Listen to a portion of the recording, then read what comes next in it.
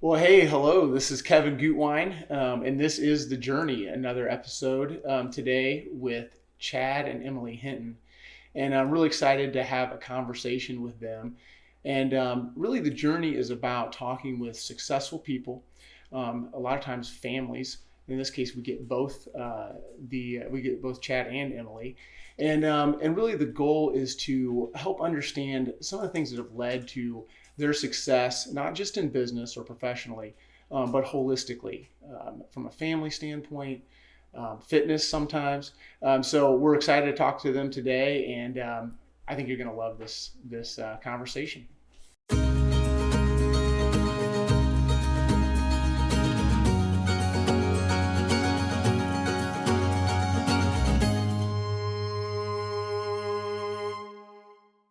All right, we're going to get started, you guys. Thanks so much for joining me or letting us join you since we're in your house.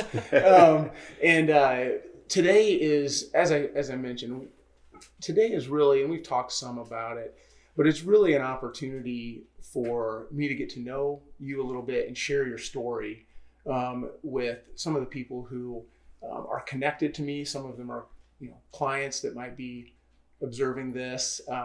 Or just other people that we know, and we probably know some of the same people who will be paying attention to this. Chad, we've known each other for a while, which I'll get to that. But I'm really excited because your story is unique in a few ways, and could be pretty emotional as well. But I think it's an important story. And so to get started, I guess first of all, I'd like to just share who, kind of what each of you do, but give you a chance to talk about that in your own words.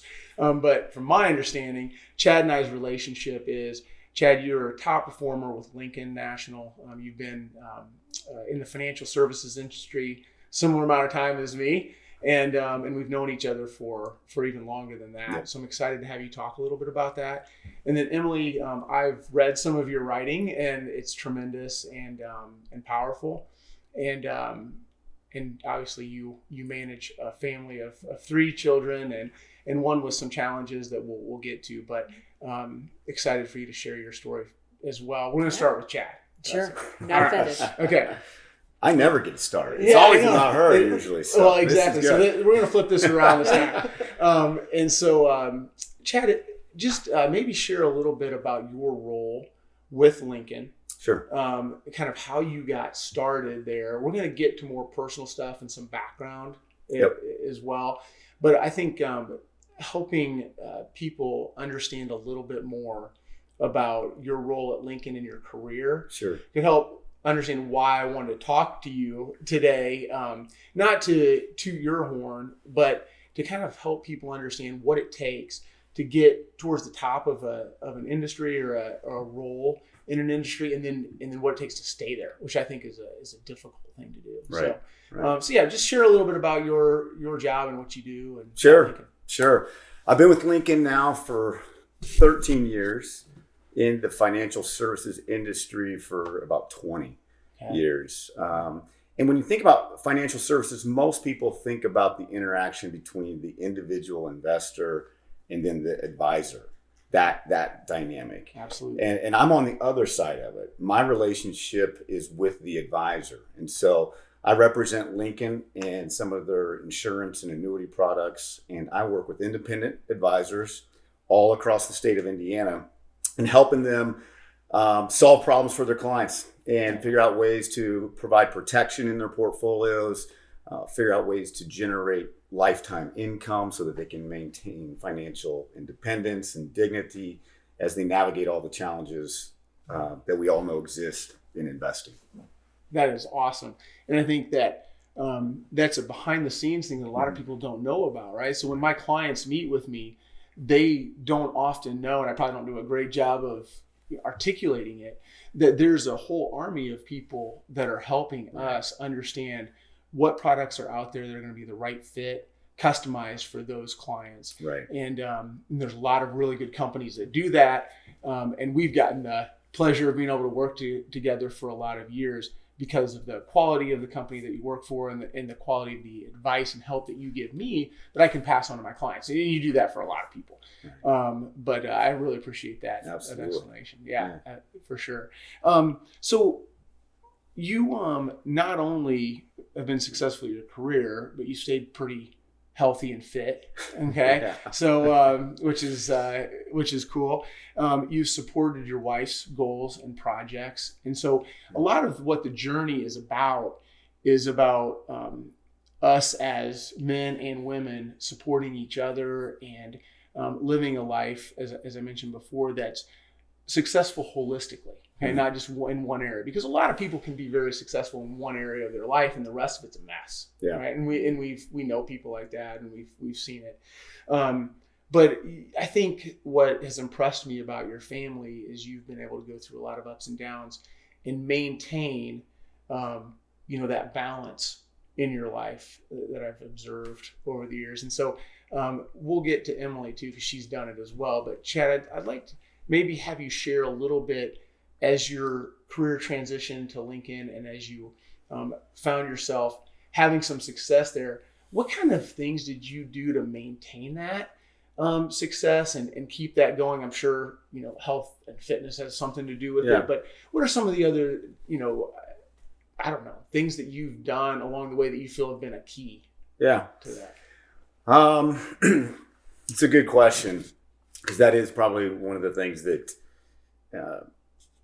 as I think about my career of trying to maintain that level, exceed it, and continue to find ways to grow, but do so in a healthy way. Mm-hmm. And in what I do and what many people do, it's real easy to get burnout, right? You give it your all, you're all in, you commit everything mentally, physically, emotionally to something. Yeah. You get there, and then it's like, oh, I've done it, now what? And how do you sustain that? And I think it is a balance. I mean, I think first and foremost, my number one job is always as a husband and a father. And I try to not lose sight of that priority, and that my energy and what's significant about me is emphasized there.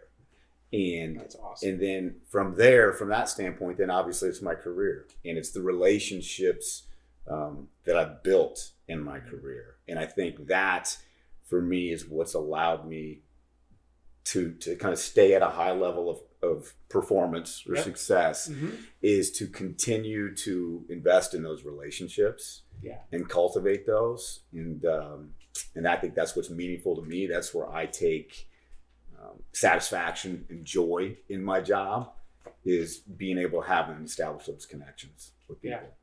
Well, I've seen you do that. And I mean, we've gone through periods during my career where we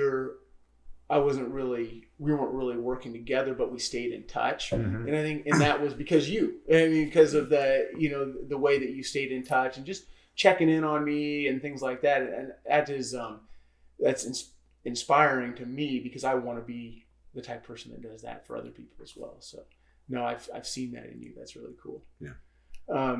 Well, before we go on and talk more about your career and stuff, I'd like to talk a little bit about your background and then have Emmalee share about hers as well. Because I think how we grow up, some of these life experiences that happen throughout our first, 15, 20 years have a really big impact on who we become. Yeah. Right. And a lot of times we can respond in different ways to those. They're not all good things. A lot of times it's the tough things that we go through that make us who we are. But maybe you could just share a little bit about your background, childhood. What do you think some of the things that developed your character and personality? Sure. And just, kind of a broad brush from that. Yep. And then I would like to hear about any mentors you had and kind of the impact that golf has had in your life as well, and how that maybe has played into some of your disciplines and things like that. Sure.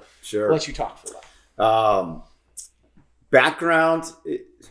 And so much of it, as I was thinking about this conversation, it allows you to kind of go back and reflect and be a little more intentional about thinking about your past experiences. Yeah.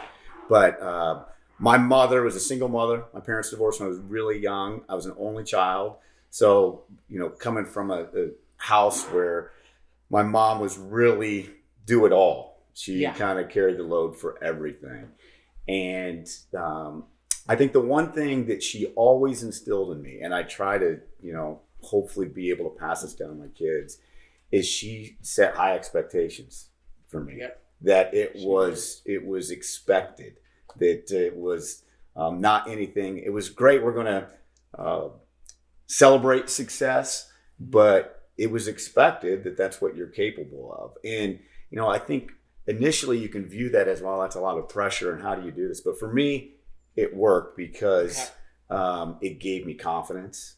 Here's someone that has belief in you, as all parents do, but in a way that developed habits around having those levels of success, of hitting those high expectations. So I think that's so important, is just the mentality around and belief around accomplishing things that you may not think is even possible or that you're capable of. But when other people instill that in you, all of a sudden you find a way. I think as human beings, we have a way to meet those. Find a way to meet those. And I think too, my childhood, we grew up in a tiny, small town. I mean, Kevin, you did too. Yep. So you can appreciate a no stoplight town in rural Indiana. And so, part of just natural, I think, progression is working on a farm. And we didn't farm, but all of my friends in the industry around us was farming. So there's no better way to humble yourself than detasseling corn. And so I just always go back and remember, like, you talk about some of your first jobs as a child, baling hay, detasseling corn. And so when you're 12, 13 years old, before child labor laws were really paying attention back then. And they paid you cash. Didn't matter. But when you're waking up at 5 a.m. and you got to get yourself, down to the grain bin where the bus picks you up, and you experience some things that really, I think, instill a level of hard work and ethic and overcoming some challenges along the way that sets a great foundation for going forward. We could have a whole conversation about that because raising kids in the north side of Indy, you don't have those kind of opportunities that we had. And That's right. Laura and I have struggled with that a lot. And how do we get our kids to understand work ethic? Because for me, it was I detasseled a year, but it was a lot of mine was at a feed mill right across from our house, stacking bags. Oh yeah. And I remember stacking bags, 90 degrees, 80% humidity with a fan blowing on me. Totally. And being like, I am not doing this for the rest of my life. Right. I mean, but it was some of those moments that you can go back to that help develop who you are. Exactly. That's really cool. Yeah. So. Okay. So you got into golf and you were good at it. And I need to stop here for a second while you think about this. Okay. Because the reason that Chad and I knew each other for such a long time is that I worked with your mom. Yeah. And so when I got out of college, I started with a small firm and she was there. She actually helped, make the decision on hiring me. And so we worked together and I didn't really know you. I just heard about you. Right. And I just heard about how great you were. Yeah. Because your mom. My mom. I mean, she's a good advertiser. That's the best commercial you're going to get. Oh, totally. So your mom was, and I remember thinking like, he can't be that great. Well, you were right. You were right. So, but she would tell me about you with golf tournaments that you were in, and how good of a student you were, and that you were gonna, you were going to college, and I remember, meeting you and realizing that she was right, and being like, man, what a great guy. I mean, we've become friends since then, but I was just enough older than you that I kind of was able to learn about you through your mom, which was totally a biased way to do it, right? As biased as they come. Yeah. But hey, you'll take it. Yeah, so, that's right. That's right. So anyway, I wanted to make sure people knew how that happened. Sure. That was fun. Yeah. No, and I remember too, Kevin, when I was still in high school and you were either interning with the firm that my mom was at or had just started. Yeah. And my mom's like, I want you to go out to lunch with this young guy in their business. He's going to be a huge success. Listen to what he says, do exactly what he does, and things will work out. I remember we went and had lunch. Man, I don't even know if I remember. Yeah, that. this was way back, mid 90s kind of stuff, Yeah. mid late 90s. That is great. Yeah. Yeah. So there you go. Yeah. See, you didn't even know the influence that See? you had on me, Kevin. Oh. There it is. I like it. That's Yeah. good. Yeah. So yeah, so tell me a little bit about your golf. Oh, from a golf standpoint. and just because I think that Yeah. sports, do teach us a lot. Absolutely, and I yeah. think that probably had some impact on you. Yeah. I mean, the small town that we grew up in, it had nothing, but it did have a golf course, ironically enough. And Yeah. so, again, my mom worked. I was an only child. So the golf course became kind of my babysitter. That's where I would go. So it would be in the summer times.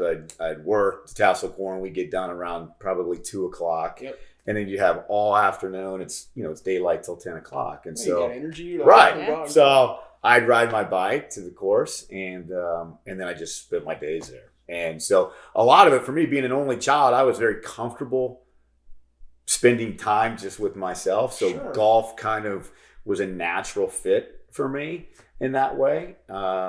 And so, the game's great. You meet a lot of people. I guess what it did allow me to do is get introduced to a lot of people that I probably wouldn't have otherwise had exposure to. Sure, older guys in the course, things like that. Yeah. Exactly. Mhm. And so, and then it also then became, once I got smart enough to realize I didn't want to do Tassel Corn, I thought working at a golf course would be a lot better. So a lot easier. Yeah. So I gravitated and moved up in that direction. So yeah, it had a huge part of my life, both athletically and went on to play, competitively in high school. And Did you play in college then? well, I mean, in my mind, I did, because I went there to go play golf at DePaul. Yeah. Yep. But I quickly realized that I wasn't good enough to play at that level. At that level. So a few practices in, I can You were like, I can see the writing on the wall. So but that's a really good point. Yeah. I think we don't often enough celebrate the times of self-awareness yeah, good point. that we have when we say, I'm not going to put my energy in that and go from maybe you were a 7 at golf. Right. And you're like, I'm not going to be a 9 or Right. a 10 at Right. it. And so I'm going to put my energies in another place. I know I've had to do that in my life. Yep. And the people that I respect the most know when to say, hey, I'm going to divert some of my energies and my attention to another space, even though I love this. Or Right. whatever. Right. Now you get to golf with clients and stuff too, right? We do. Yeah. Full So- circle. On that. Yeah. So that's awesome. That's right. Okay, enough about you. Fine. So it's Emilee's turn. So Emmalee, I want to understand a little bit about your background, how you grew up, some of the same things that Chad touched on, but from your perspective, and then I'd like to hear from you how you guys met. We're going there. Yeah. Well, as much as he's a country boy, I'm a city girl. I grew up in the Indianapolis area. And so I don't have any of the detasseling corn stories or any country stories, but my first job was scooping ice cream at Okay. the mall. So you have strong forearms. Yeah, I did. It was a real peak of my life because I could eat all the ice cream I wanted at age that 15, age, right? Yeah. Yeah, it was a great first job. But and unlike Chad as well, I grew up with 2 older brothers, and so I was never alone. I was always being picked on. I was always having to fend for myself. But no, I had a great childhood and pretty fluid all the way through college and eventually then when I met him. So I don't know. Challenges or I don't know. No adversity. No adversity in my childhood whatsoever. I would say a lot of mine was kind of similar. Yeah. I mean, there were things, Yeah. but Yeah. overall, it's like I couldn't complain about it. No, I can't. Yeah, I had a pretty idyllic childhood. So That's awesome. Yeah. Not everybody can say that. It's no, Yeah. I know. Yeah, it's a blessing for sure. So how did you guys meet then? Well, I spoke of my older brother. I have 2 older brothers, and Chad was friends with my oldest brother. So we had to cross that line into the brothers' friends. Yeah. To secret dating. We secret dated Okay. for, at least we attempted to Right. for a little while. But I had just graduated from college, and Chad's a little bit older than me. And had just moved out of a house with my brother. Actually, they were like living together, and so you guys as had roommates. crossed paths through Yeah. that, and, Yeah. and you both knew you liked him, and you were like, I was like, oh, he's so cute. Yeah, I knew all along. Yeah. And it was. Yeah. that's awesome. He was the pursuer. I was the pursuee, as I like to remember. Yeah. But I see why that would be. but we had to patch a few things over with the brothers. Both my brothers were not happy about it. The younger one was Okay. like, "Man, get control of your friends. Like none of my friends dated my sister, and your Totally. friends crossing the line." Yeah. And then the oldest brother was like, "Well, this could either go one of two ways." So Yeah. fortunately for us, it went well. it went well. So, Yeah. and you're still friends with her brother. Most of the time. Most of the Yeah. time. Brother-in-laws. You know. Yeah. I get it. Yeah. Okay. Very good. So, Yeah. so one of the things that I think is really important for successful holistic life is to, in those first couple of years of marriage, to kind of figure out how to get on the same team. I know that Laura and I had to have that conversation where like we got to a point where we had a great marriage, we got along very well, but there were just certain things that just kind of weren't going perfect. Yeah. You know, I mean, it's just how you're trying to meld these two personalities into one person, right? And I remember this conversation where we kind of came together and we're like, looked at each other, we're on the same team. You Yeah. know, let's we want the same thing. Let's get shoulder to shoulder on this, right? So did you ever have any moments like that in your marriage where, I mean, you guys work so well together, it seems like, I mean, you've had some challenges with your kids, which we're going to get to, and you've had to work together, but were there things early in your marriage where you found yourself where it really clicked? I would say not so much early in the marriage, but I think as we've got deeper into life, that then there's more things that are pulling at us, and we've had to stop and be more intentional, and just recognizing each other and making sure we're meeting the other's needs and being more mindful and just improving, right? Just trying to improve. I think everybody married knows that it is a process, right? It's not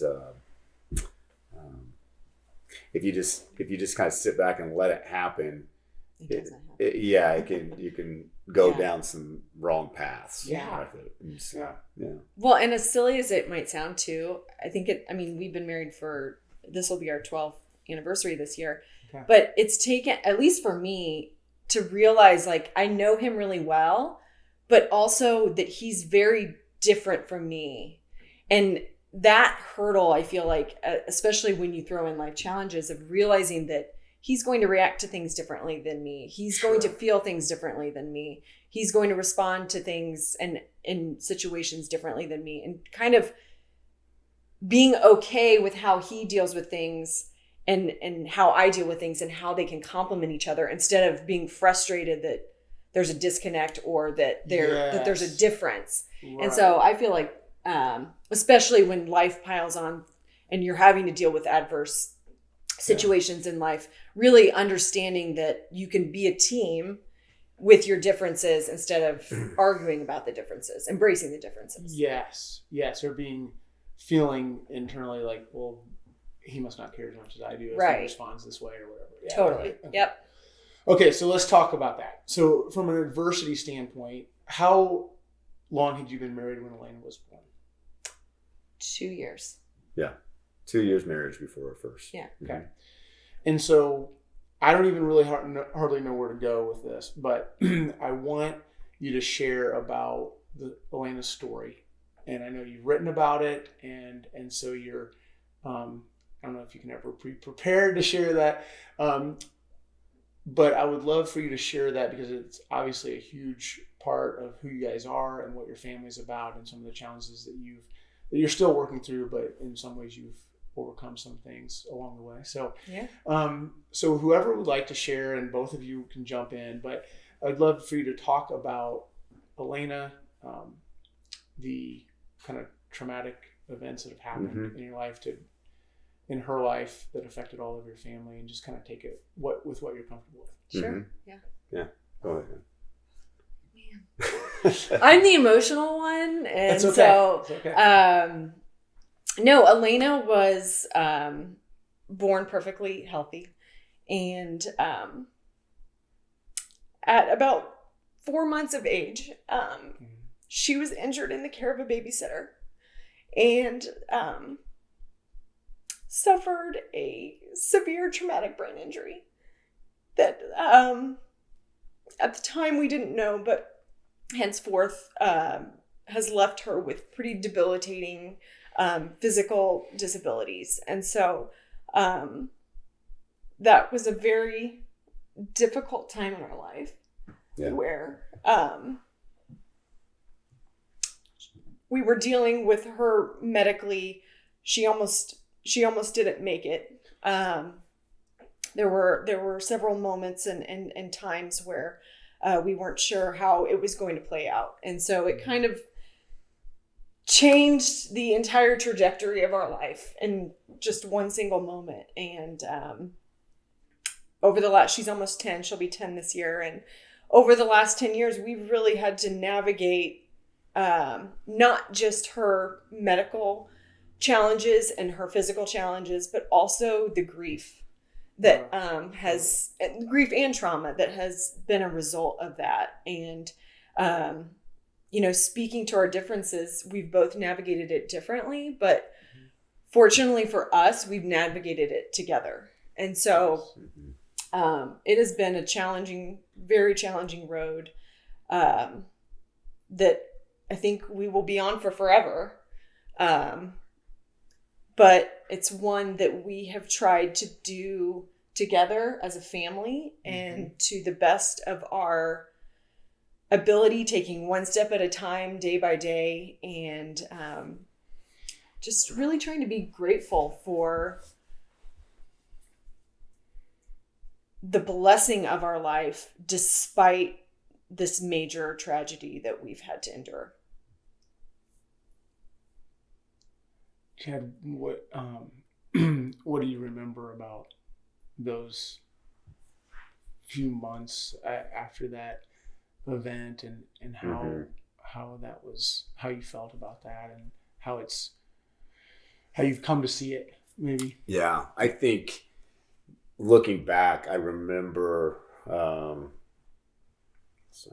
how naive we were to the situation that we were all in, and not understanding the severity and the long-term implications of what we were going through. Nobody wants to come out and tell you what it's really going to be like, and no one does. And I get that. They don't want to define that or what set any of those expectations, because medically, things could change quickly. Sure. But early on, we've had basically the expectation that she'll have some delays and some challenges, but we've got the best team of therapists and the best supporting people. Elena's gonna be able to thrive, and we'll do everything we can. And then as time went on, we realized those expectations needed to be adjusted significantly in terms of what we were trying to do, and what our hope was to fulfill Elena's legacy, and for Elena to have a fulfilling life. Yeah. And so it's been a journey through that of trying to get to a place where we've dealt with the grief and guilt and forgiveness and all of those things that get mixed into the pot at different times. Oh, I'm sure. To go there. But as Em said, so many parents, when have a special needs child specifically, there's just an unexpected amount of pressure and stress that we would never otherwise would have experienced. And so it's so hard on the family unit for marriages to stay together. So being able to stick together through it is probably the most important thing that we could be doing for her, for us, for our two sons as well. Yeah. So your boys born into a family with a sister that had these needs. How have you seen that impact them?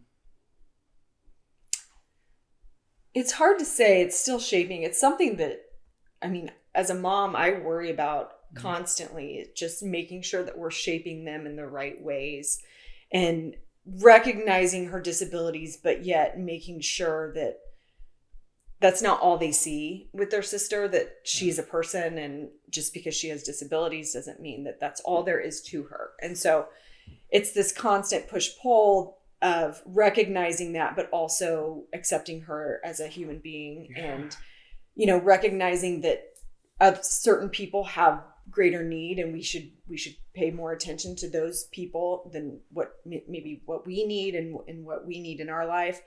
And so it's a challenge parenting wise, but for the boys, I mean, it's their sister, and they love her for who she is, and they love telling their friends about her, and they love our 7-year-old. He's learning to read at school, and so he loves reading to her. And then our youngest, he's kind of our more tender, emotional kid, so he gets frantic when she's upset about something and she needs something, mom, so it's sweet to see their personalities adapt to her needs and respond to her needs in different ways. But it's always been very important to us to make sure that we're doing things as a family, and that we're not doing able-bodied things and we're doing disabled things, that we're doing it all together.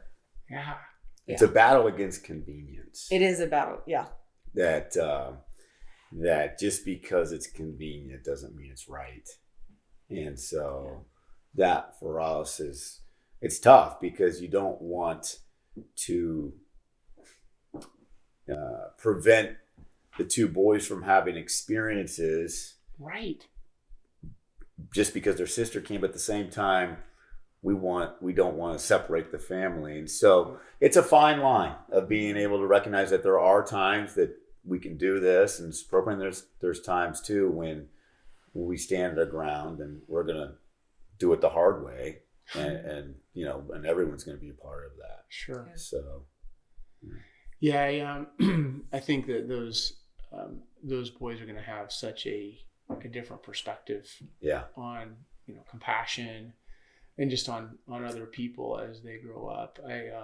I know when we adopted Tay and found out he was deaf, and just that shock of that and questioning what's that going to look like for a family, how are the other kids going to react. Now he was the youngest so it was a little different dynamics, but you wonder, I remember thinking, like, is that going to take all the attention off of the other kids? And I think for a couple of years it did. I mean, he was adopted. He was everywhere at Riley a lot. There was the other kids were at some critical ages where they kind of got like, it was like, well, we kind of checked the box on them. Yeah. Well, they're okay, right? While we deal with this, but you realize pretty soon, like, we can't keep doing that. Right. So, Yep. Yeah, that's powerful. So yeah, I'd love to have you just share maybe a little bit about your blog, if you would, and talk about how you're how you use writing to work through some of these things. And I know you've written a lot of words, to kind of work through this, and that's probably a different way than Chad does it. So I've had a blog since really the beginning of Elena's injury. It started as a Caring Bridge site to kind of keep our family and friends and community updated while we were actually in the hospital. I think it started like day 2 that we were there, because we were so fortunate to have this safety net and surround of family and friends and community that have helped us along the way. And so it started as this, like, this is what's happening with Elena's medical numbers today. This is what we're looking at. This is, what doctor saw. And about a year or so after Elena's injury, we had been home. And as Chad said, we were kind of starting to adjust and alter our expectations of what our life would look like. I just found myself at home with her, caring for her, in desperate need of an outlet for what I was dealing with as a mom, but also watching what she was going through, and I just needed a space to deal. And so how I did that was through writing and feeling and letting all the emotions out. And so the Caring Bridge turned into the blog, Our Shining Light, is what the blog is called.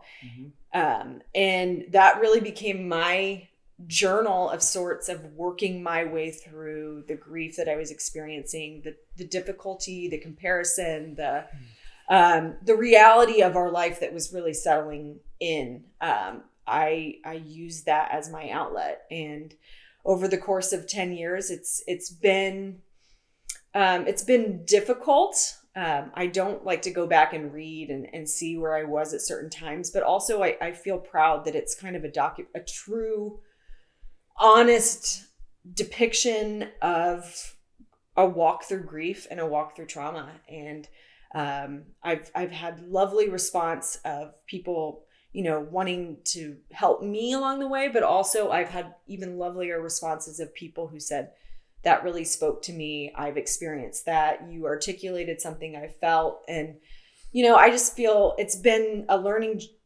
experience, but it's just taught me that we're not meant to go through life alone, let alone trauma and difficulty alone, that we need community, that we need people along the way saying, I'm here for you, or sure, you're here for me. Yes. So it's been a really lovely piece and beautiful piece of our journey that we've walked through.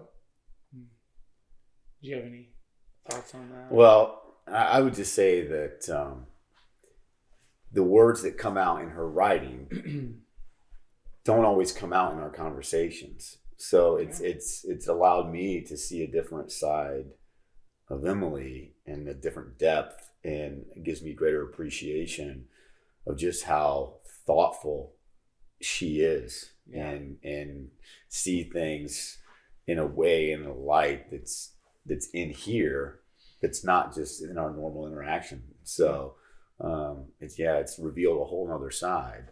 And she's right, it does allow even me as a reader on the other end a way to kind of connect to certain points of my grief or this experience, or she articulated something that I didn't even realize was there. But yes, that's exactly right.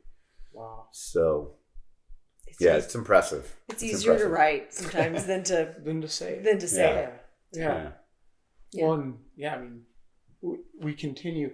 We don't just go a few years or 10 years or whatever it is and I know my spouse now. We're both changing as we go, and there's all these parts of us that we still don't even fully know, which is awesome. We've got a lot of years to discover, right? So, that's very cool. Okay, well, this it's a powerful thing, and it's changed the trajectory of your family. But I know, it doesn't, and you don't want it to define you. This moment in time for Elena does not define who you guys are as a family, right? So, but it certainly has impacted you in a huge way. Maybe on a different note, when you are going through some of these times of where you're feeling down or overwhelmed, what would you say, and this is to both of you separately, what do you do that gives you energy? What do you do in your day, or what do you look forward to that you're like, man, that's when I feel like I'm in my zone? Or what do you do that gives you energy, I guess is the best way to say it. Well, for me, it's writing is probably my number one. Just when I feel that sense of unease or that pressure inside where you feel like you have to release, that's my release is through writing. But also as a mom and a stay-at-home mom, I don't have a lot of time for myself. And so something that I do is I like to work out, because that is something that is truly the only hour of my day that I do just for me. Yep. And so that's been something that has really been part of my healing as well. But also it's given me the perspective that, we have a daughter who's disabled. And so it is a true privilege to be able to move my body whenever I want and in whatever way I want, and to be able to push myself. And, there isn't, I'm going to get emotional about it, but there isn't a day that I work out that I don't think about that whatever I'm doing is something that she will never get the privilege of doing. And so it's a release for me, but it's also a reminder of the preciousness of life and the blessing that lies in every silly moment that we take for granted in every single day. That's so powerful. This is something that we're maybe going off script or question topic. There is none. It's true. But what she expressed too, in talking about a mentality for individuals as a family, but there's a sales leader at Lincoln who shared a story. It's always stuck with me about a friend of his that had cancer, and how as the cancer progressed and got worse and worse and worse, the gentleman that I knew would volunteer once a month to take him in for his chemo treatments. They kind of have people. Mm-hmm. And he said when it got towards the end, his friend was a shell of himself physically. And he said he'd get in the car and Tim would tell him, I'm so sorry. We have to continue to do this. I know the toll. Yeah. And his response was, Tim, I don't have to do this. I get to do it. I get to go. I get to live another day. I get to see my wife when we're done. I get to spend time in the car with my best friend. Wow. And I think that subtle shift in mindset of I have to versus I get to can totally send you on a different trajectory. That's huge. With anything, right? Anytime there's an obstacle, a challenge, something that you're dreading to do, feels monotonous, or whatever that is, if you just change that mindset to I get to do this, right, instead of I have to, it creates a whole different outcome or experience of how we view things and how we approach them. That's amazing. Yeah. I a couple summers ago, I was sitting, I think we were at Clay Terrace, and my wife and I were sitting outside, and a guy looked about my age walked by with a cane, kind of limping. And I was like, wondered, what happened to that guy? Some type of an accident or something, something. And I remember for like the next week or two, every time I went out for a run, I was like, I can run. Because, it's one thing when you see someone older that's in that position, that's kind of we're used to that. Yeah. But then when it's someone maybe your age or especially your child, younger, and you think about that, it's got to be there in front of you every day. Mm-hmm. Yeah. Thanks for sharing that. Yeah. Okay. I like the I get to, I don't have to. Can you, would that be like a family motto or a family saying? Do you have anything that you guys as a family kind of have bonded together and say, hey, this is our motto, or this is what Hintons do? I know we have a couple sayings like that my kids roll their eyes about. Like, hey, we're Gutwein, we do this. They're like, oh, geez, seriously. So yeah. I wish that's a good one. I wish we should probably maybe take that one up instead of the ones that we do have. We like butter makes it better. Yeah, we're dealing with 4 and 7 year olds, right? So I got it. Butter makes it. Okay. What do we put on our toast? Butter. Why? It makes it better. Right. Yeah. I don't know what else. You get what you get. You don't throw a fit. These are all just parenting 101s. We had that one for I think our oldest child, Caitlin, heard that a lot. Yeah. Or you break it, you buy it. Yeah, those are all the standards. Yeah. But maybe we should shift our focus to more depth. Well, and I think too, on a more serious note, like it says officially adopted, but it is a mentality of an attitude of gratitude.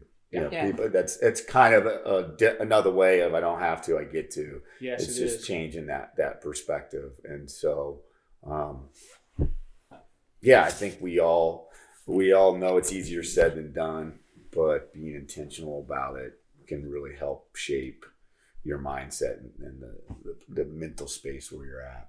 Okay, love it.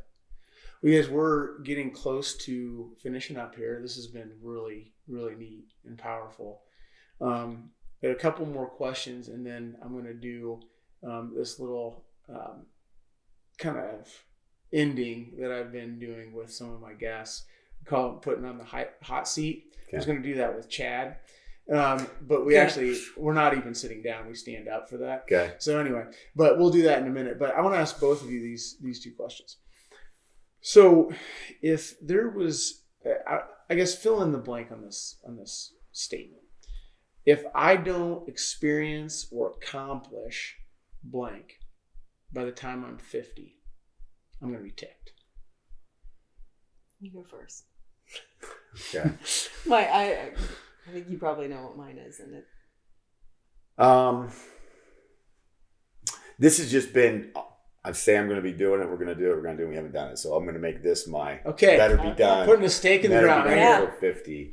But Elena loves speed. Okay. She loves going fast and just the thrill of that. That's funny. And so we keep talking about ski trips, getting Elena into an adaptive ski center, figure out a way to get her on a mountain. Okay. And Okay. To go fast. And go fast. No slow down the mountain. This it's all sounds relative. extremely dangerous to me. Yeah, it's all relative, but just a way for her to experience that, Yeah. and to share it with her brothers Yep. as they learn alongside her Totally. in that. And so, Again, it's not taking the convenient route. correct. It's Yeah. a battle Yeah, against yeah, convenience. Absolutely not Yeah. the convenient route. Yeah. Correct. Okay. Mine is it's a lifelong dream that I've yet to accomplish, and Okay. I grew up a big Sound of Music fan, Mm-hmm. and so I have a dream of doing the Julie Andrews twirl on top of a mountain in Austria or Switzerland. Okay. Could be either. one, okay. That's Equal opportunity. Mountain. yes. If I don't do that by the age of 50, I will not be happy. But also, I would like to publish something, a memoir, a book of some kind. I would love to have something published by the age of 50. Maybe my 40s, I'll have more time. Okay. So- How old are you guys now? I'm 42. I'm 36, Okay. so I have a little bit of time. You got more time. She's got way I do. more. I do. That's a theme in our Yeah. house. Yeah. Oh man, come on! 6 Yeah. years is like a lifetime. Yeah. All right. Right. Very good. Okay, and then so one more. Speaking of age, so what would you like to have your peers or your kids say about your life when they're all celebrating your 80th birthday?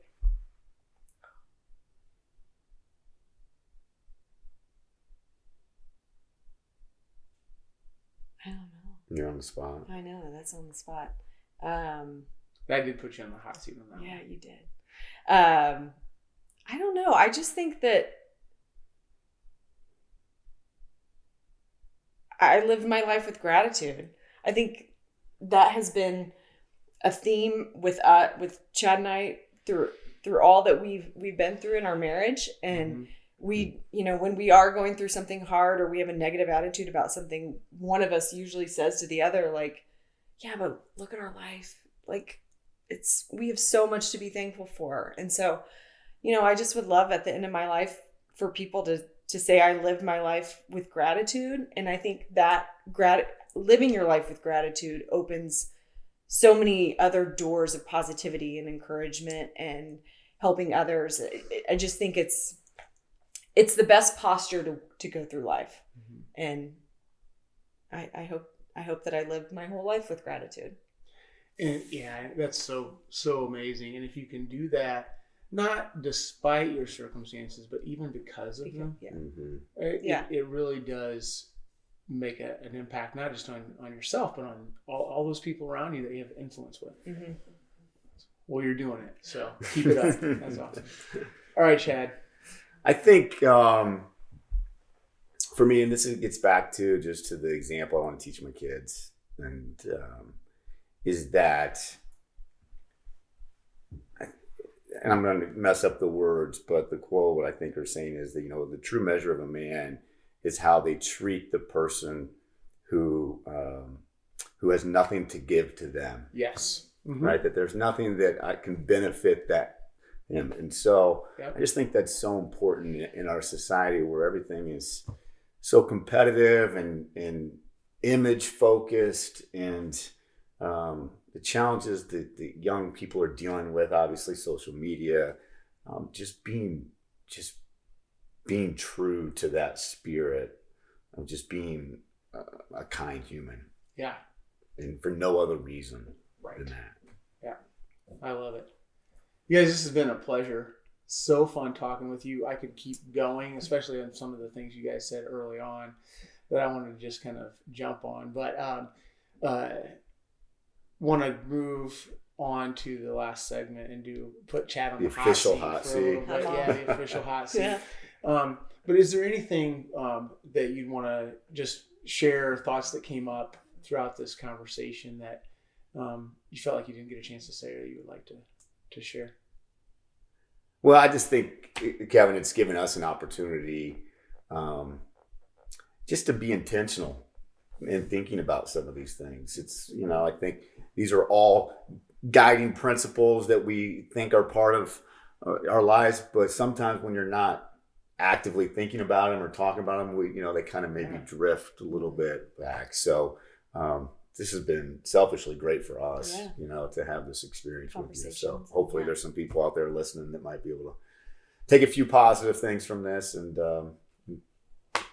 help them as well. Yeah. Well, I think they will. And I think the more examples that I can share with any audience that I have that's watching the journey of people who are living a life of gratitude and of balance, it's just such a different, image than what we get thrown at us all the time. Right? Yeah. It's like, you got to be number one. What does it even mean? Right.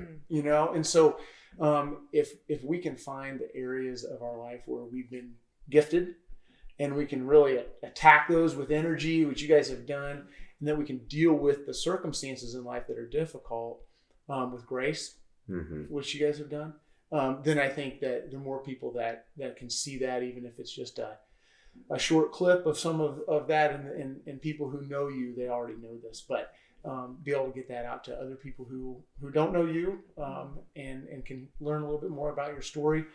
And we'll also put, when I post anything about this interview, I'll also put your blog in there so that people could check that out, because I think they'll be interested in it. So yeah.